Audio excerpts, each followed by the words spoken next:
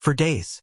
That's how long Marina Solis's marriage lasted before her husband's fists silenced her forever in a Hawaiian paradise. 4 days of what should have been blissful honeymoon memories. For days that started with champagne toasts and ended with blood on luxury resort floors. For days that transformed a fairy tale romance into one of the most shocking murders in Hawaiian history. Have you ever trusted someone completely, only to discover they were wearing a mask? Have you ever wondered how well you really know the person sleeping next to you? Do you recognize the warning signs that could save a life? Maybe even your own? Marina thought she knew Marcus Layton. She thought she'd found her forever love. The successful air hostess, beloved by passengers and colleagues alike, had just walked down the aisle to marry the charming businessman who swept her off her feet. Their wedding was the kind you see in magazines. Elegant, expensive, envied by everyone who witnessed it. But beneath that perfect exterior, something deadly was festering. The same hands that had slipped a wedding ring onto Marina's finger would soon deliver the fatal blows that ended her life. The same man who promised to love and protect her would become her killer in a luxury suite overlooking the Pacific Ocean. What makes this case so terrifying isn't just the brutal violence, it's how completely Marcus fooled everyone. Friends, family, even Marina herself never saw it coming. The warning signs were there, scattered like hidden landmines throughout their relationship, but nobody recognized them until it was too late. This isn't just another true crime story. This is a wake-up call about the masks people wear, the red flags we ignore, and the deadly consequences of staying silent when something feels wrong. Marina's story will expose the manipulation tactics that fly under the radar, the isolation techniques that cut victims off from help, and the escalation patterns that turn love into a weapon. By the end of this video, you'll know exactly what to watch for in your own relationships and in the lives of people you care about. You'll understand why charm can be more dangerous than aggression, why paradise became a killing ground, and how one woman's tragic death sparked a movement to save others. If this story grips you like it gripped me, hit that like button and subscribe, because today's case will change how you see relationships forever. Marina's voice was silenced, but her story continues to save lives. Ready to learn what everyone missed? Marina Solis was the kind of person who made flying feel like magic. At 28, she'd already touched 3 continents, speaking 4 languages fluently and collecting stories from passengers who trusted her with their fears, dreams, and secrets at 30,000 feet. Her colleagues at Atlantic Airways called her the passenger whisperer. She could calm a screaming baby, comfort a nervous flyer, and handle medical emergencies with the same graceful composure. She'd grown up in a small coastal town where everyone knew everyone, raised by parents who taught her that kindness was currency and hard work was honor. Marina's apartment was filled with postcards from grateful passengers, thank you notes from families, and photos from destinations that most people only saw in travel magazines. She was living her dream until she met Marcus Layton. Marcus was everything Marina thought she wanted. At 32, he commanded attention when he walked into a room. His business consulting firm was thriving, his suits were tailored, and his smile could disarm anyone within seconds. They met at a charity gala where Marina was volunteering and Marcus was networking. He approached her with confidence that bordered on arrogance, but his charm was undeniable. "You're too beautiful to be serving drinks," he told her. "You should be the one being served." Most women would have rolled their eyes at such a line. Marina blushed. Marcus made her feel special, chosen, elevated above the ordinary. Their courtship was a whirlwind of expensive restaurants, weekend getaways, and gestures that seemed straight out of romantic movies. He sent flowers to her flights, surprised her with jewelry, and swept her off her feet with a proposal in Paris that left her breathless. But even during their engagement, tiny cracks appeared in Marcus's perfect facade. When Marina mentioned lunch with her friend Kate, Marcus would sulk. "I planned something special for us," he'd say, his voice carrying just enough disappointment to make Marina feel guilty. When she received a promotion requiring additional training, Marcus complained about the time it would take away from their relationship. "Don't you think we should focus on us right now?" he'd ask, his hand possessively placed on her back. "Your career will always be there, but this time together is precious." Marina interpreted his behavior as deep love, not control.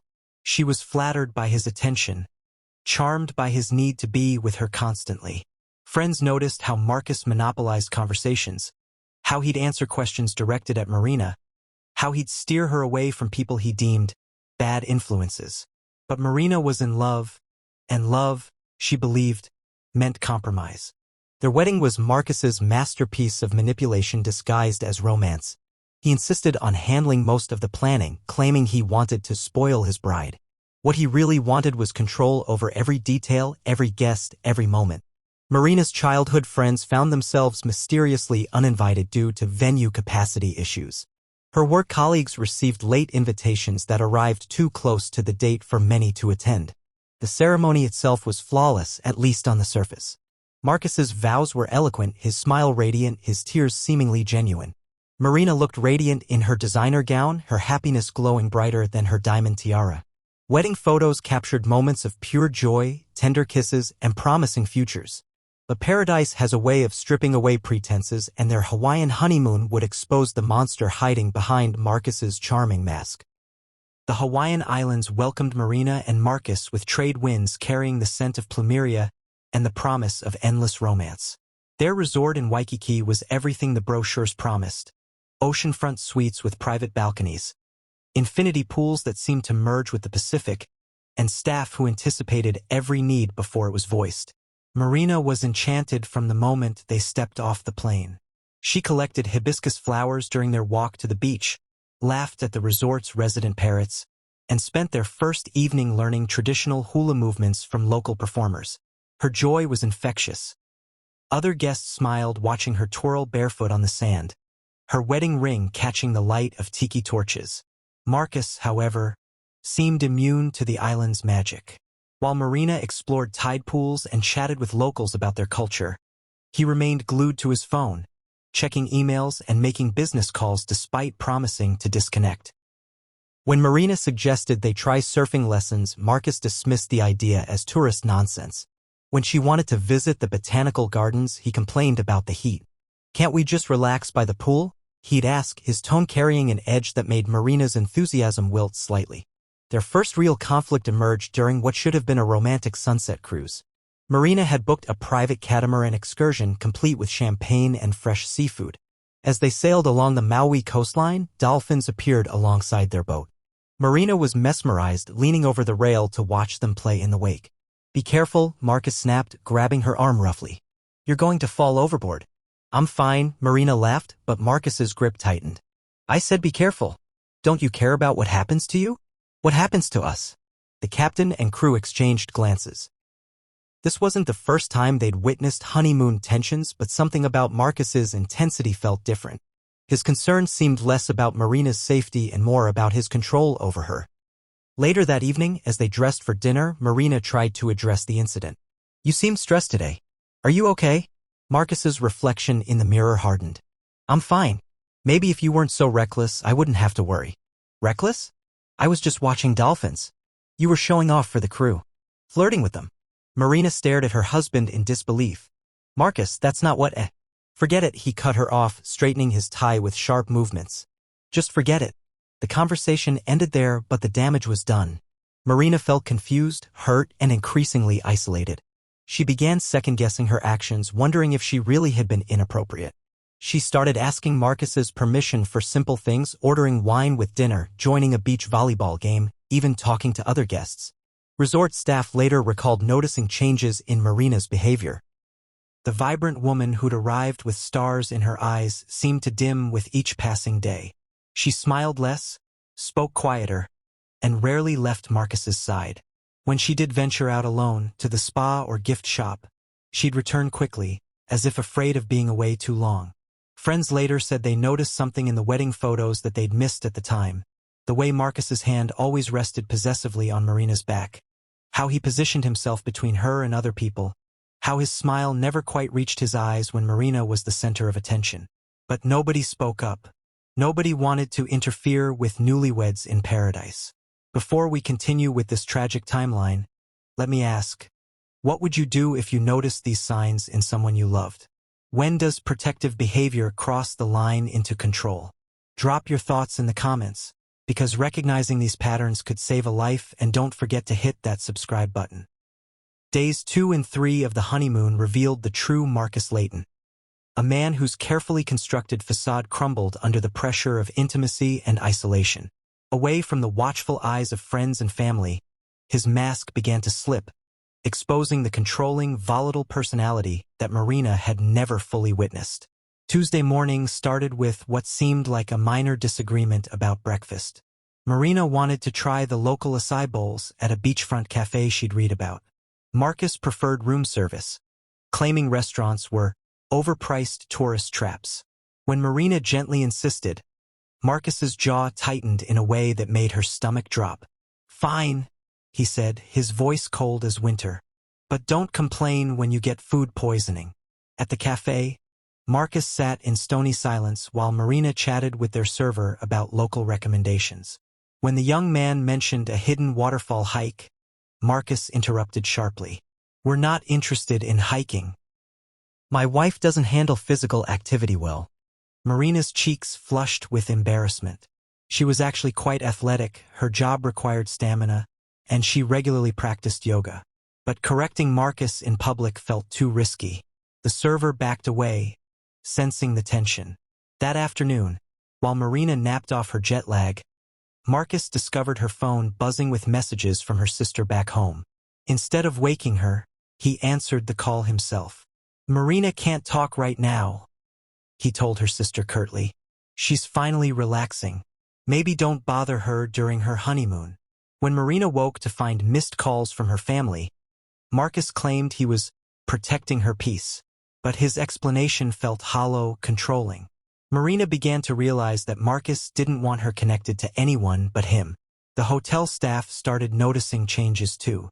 Housekeeping reported that Marina had stopped leaving the room for her daily walks.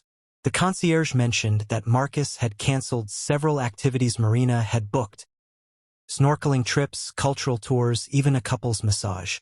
When questioned, Marcus claimed his wife was too tired or not feeling well.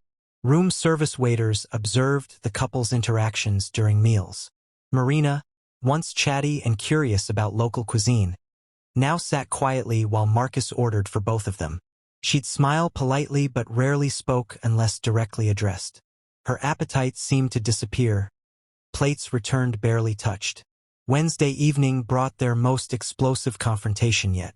Marina had discovered that Marcus had been monitoring her credit card statements, questioning every purchase she'd made in the weeks before their wedding. "Why did you spend $300 at that salon?" he demanded, waving his phone with her banking app open. "It was for the wedding," Marina replied, bewildered. "Hair, makeup, nails, you know that. $300 for a few hours? That's excessive." "Marcus, we talked about this. You said you wanted me to look perfect. I didn't say bankrupt us for vanity." The argument escalated quickly. Marcus accused Marina of being financially irresponsible, of prioritizing appearance over their future. Marina tried to explain that she'd been saving for months, that the wedding expenses were planned and discussed. But Marcus twisted every explanation into evidence of her selfishness.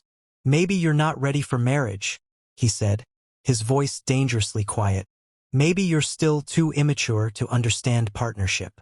Marina felt the walls closing in. She was trapped in paradise with a man who was systematically destroying her confidence, isolating her from support, and rewriting their shared history to cast her as the villain.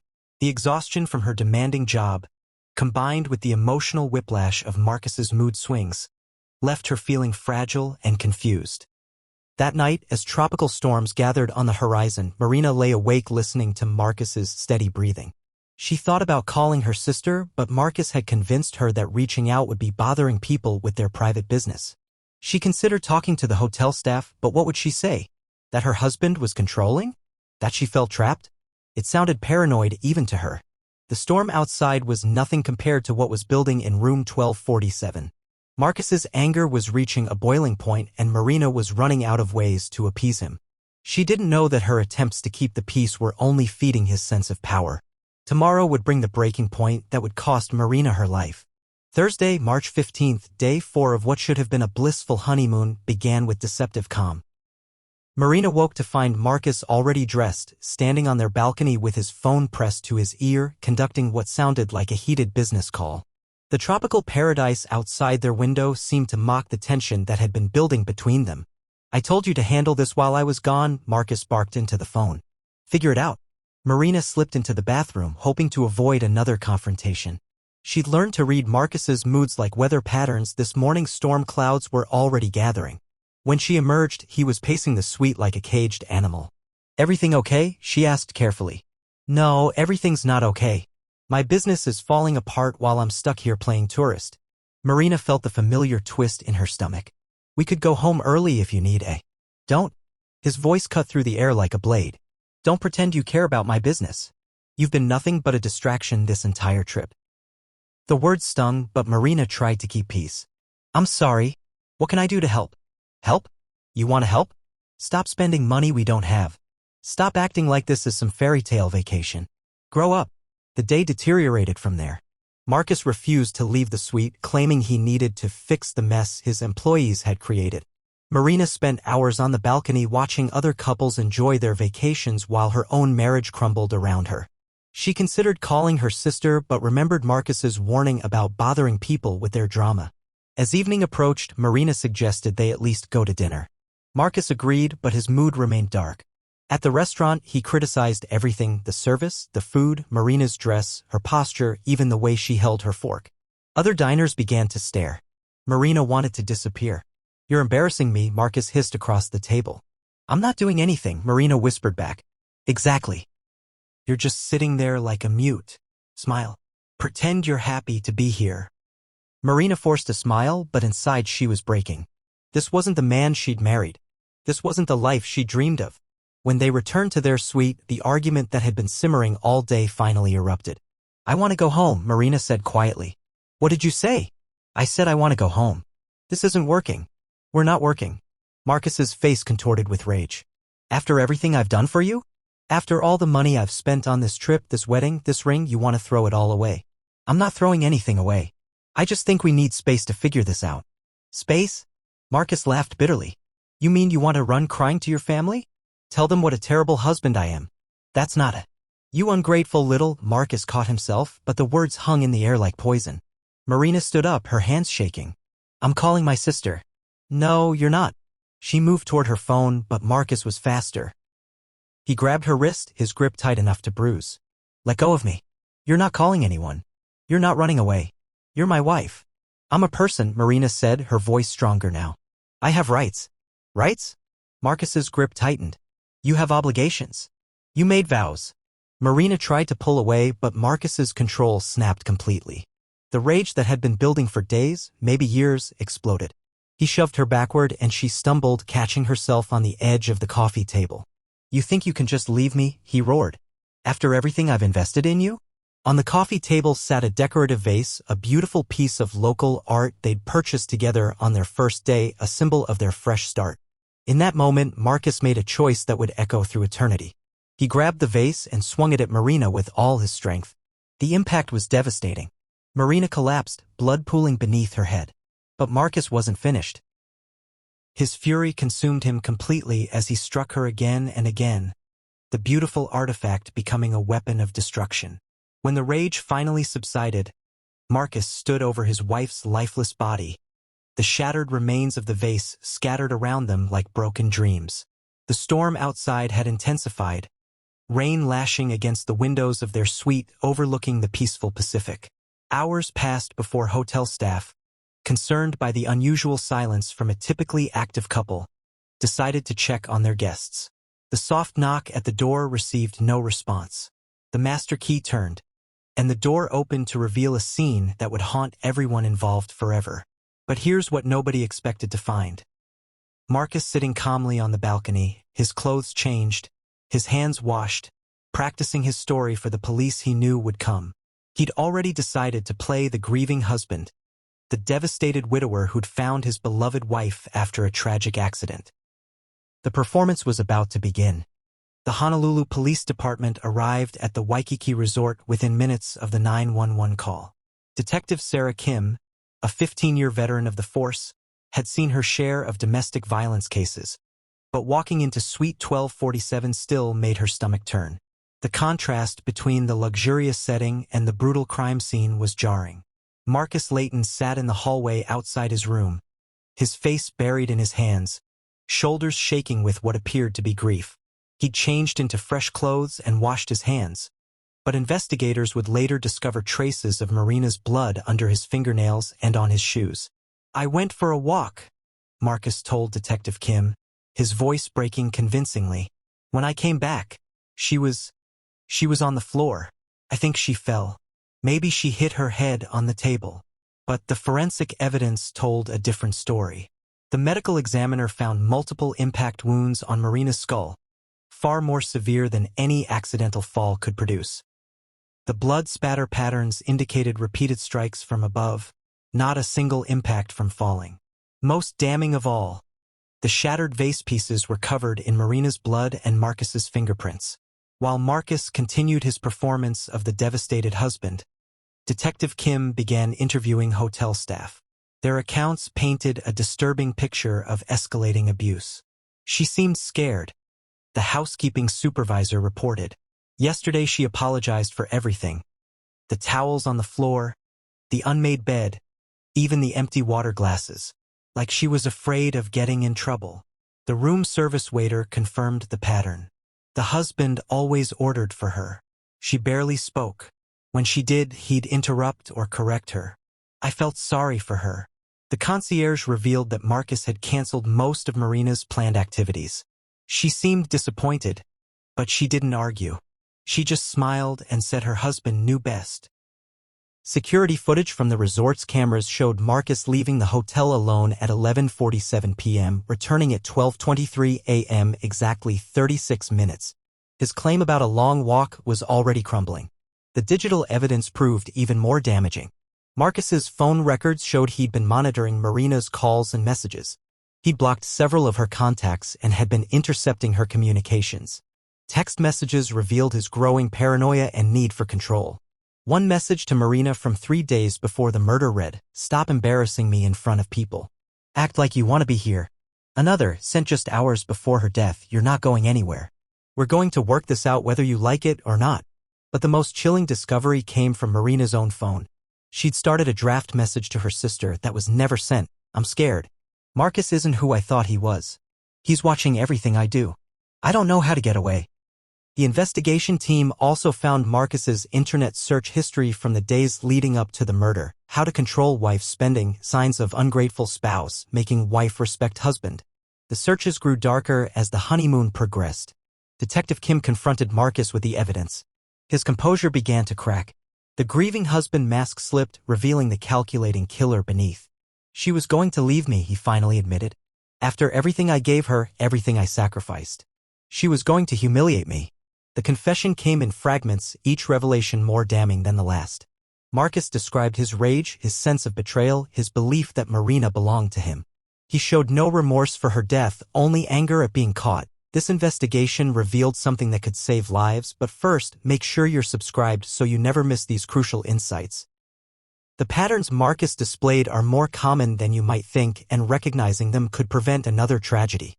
As the evidence mounted, Marcus's carefully constructed facade completely collapsed.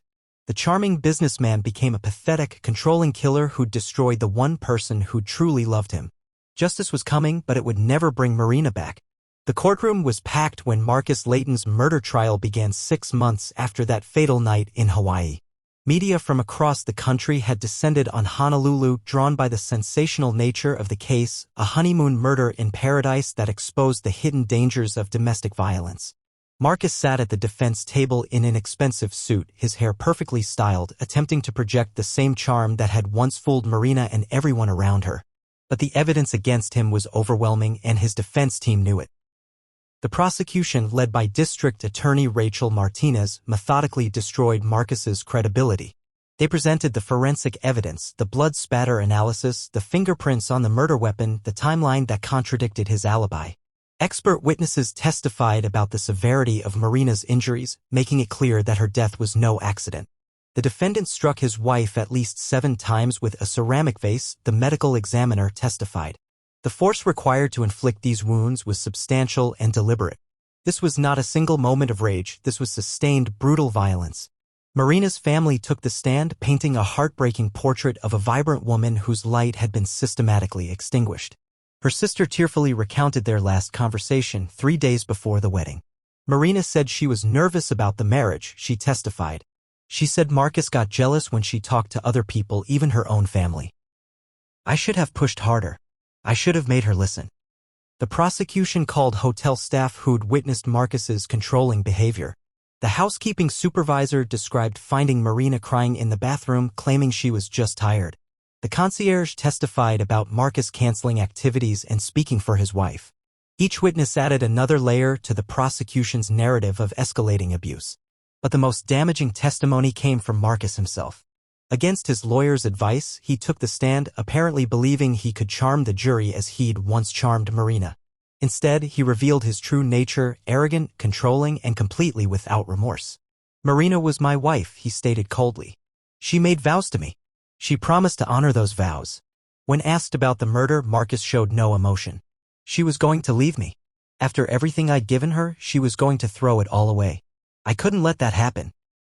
The defense attempted to portray the killing as a crime of passion, arguing for manslaughter rather than murder. They claimed Marcus had been under extreme stress, that his business was failing, that Marina had pushed him to a breaking point. But the prosecution countered with evidence of premeditation.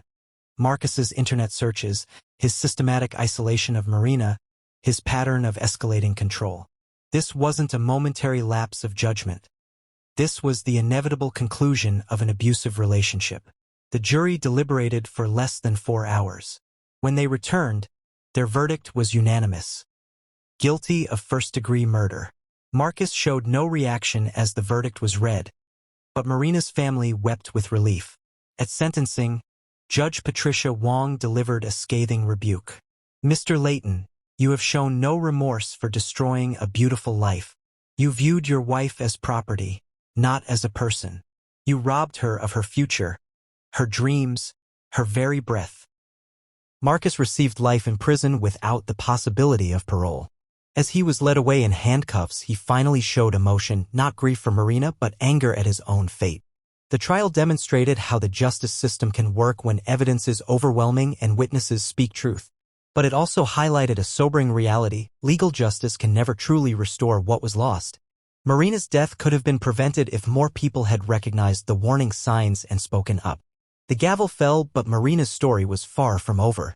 The murder of Marina Solis sent shockwaves through Hawaii's close-knit community.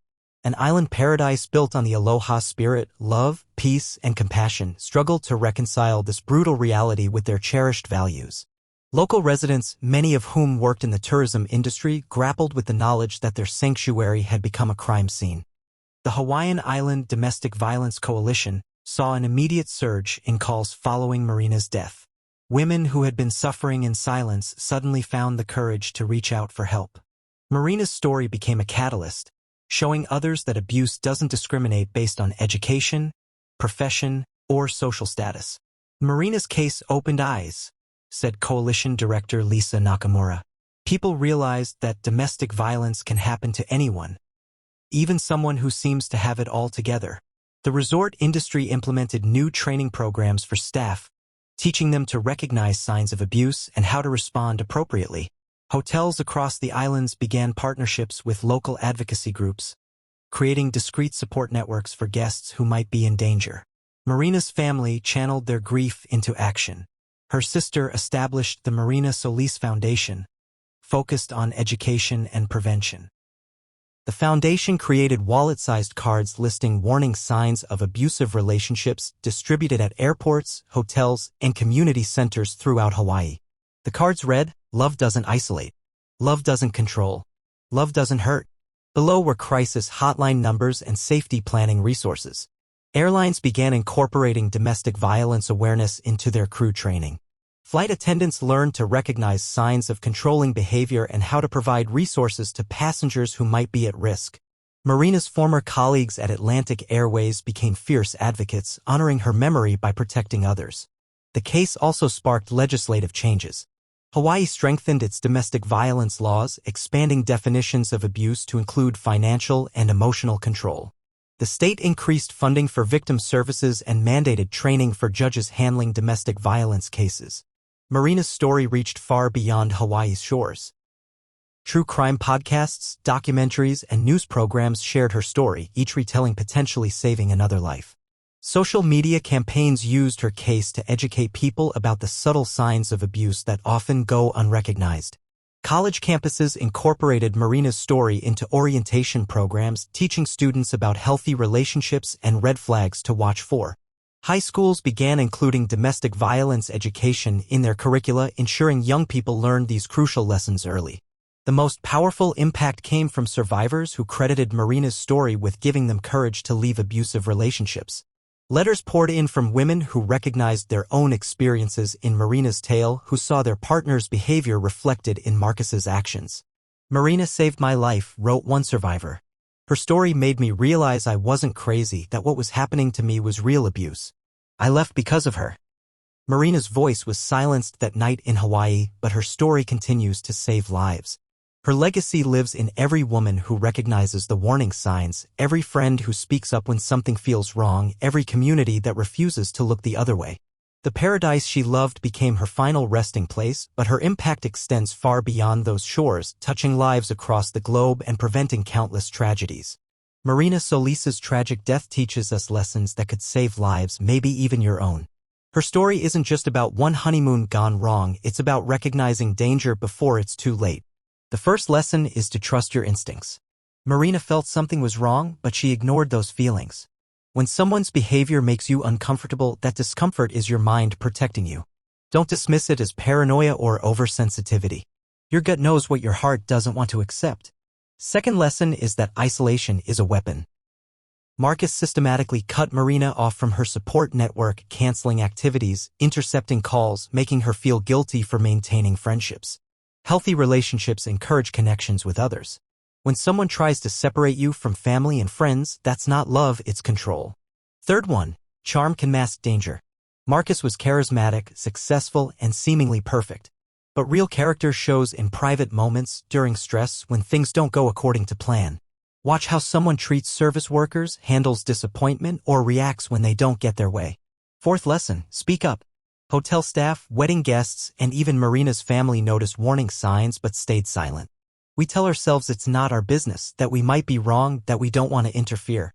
But your voice could be the lifeline someone desperately needs. Fifth lesson, support systems save lives. Marina felt trapped because she believed she had nowhere to turn. Community awareness, accessible resources, and people willing to help create safety nets that prevent tragedies. Marina's story isn't just about one tragic honeymoon, it's about all of us.